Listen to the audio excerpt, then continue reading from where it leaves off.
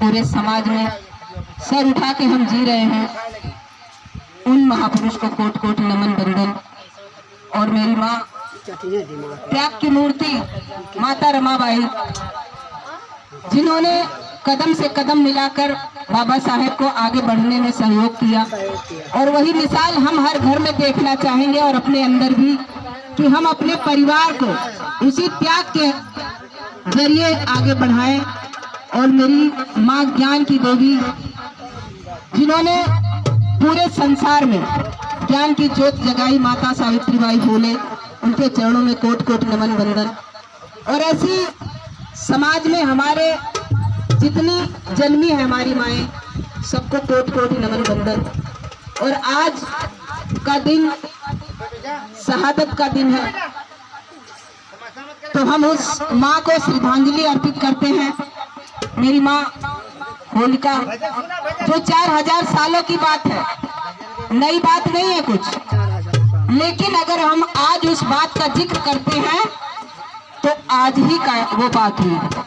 तो जैसे हम अपने माँ बाप, किसी के घर में कोई ऐसा नहीं बचा होगा जिसके घर में किसी की मृत्यु ना हुई, लेकिन हर बार याद करते हैं ना, लेकिन जश्न तो नहीं मनाते ना। तो जब हमने नहीं जाना तो हम गलत बातों पे, गलत रास्ते पे चल रहे थे, लेकिन अब बताइए जानने के बाद ये नादानी क्यों हो रही है। और सब कहते हैं कि महिलाएं नहीं मानती हैं हमारे घर की, तो मैं उन को बता देना चाहती हूँ कि महिलाएं खाली जान नहीं पाती हैं।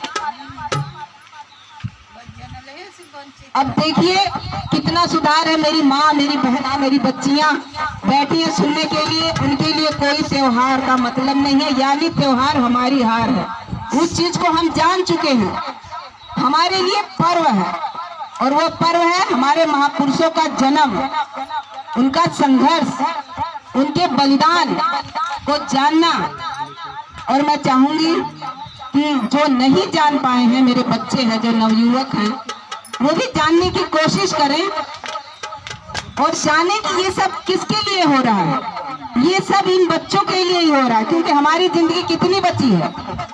देखिए पिताजी हैं, भैया है, हम लोग हैं, लेकिन हमारी जिंदगी को हम तो अपना सुख ले रहे हैं, लेकिन पूरी जिंदगी मेरे बच्चों तुम लोगों को बितानी है। तो आप लोग जानिए कि सच्चाई क्या है।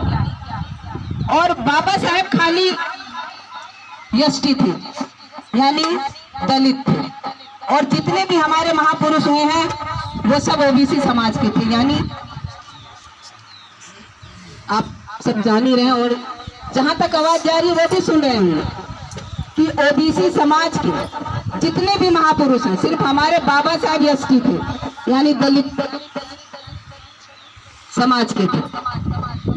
तो मैं उनको, अपने समाज के भाई बहनों को ये बताना चाहूंगी कि बलि राजा ओबीसी थे, और जिन गौतम बुद्ध जी के विचारों पे पूरी सृष्टि और बाहर देशों में भी उनके ज्ञान का प्रचार होता है, उनके विचारों पे सब चलते हैं, वो भी ओबीसी थे।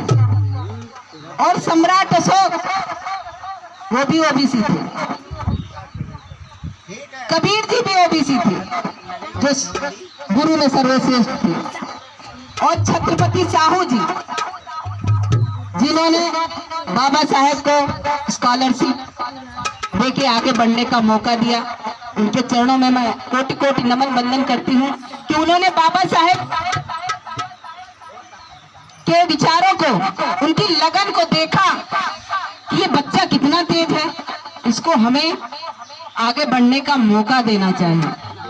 वो भी महापुरुष ओबीसी थे, चमार नहीं थे। जो समाज, चमार तो चमड़े का जो काम करता है वो सब चमार है, लेकिन हम सब बौद्धिस्ट हैं।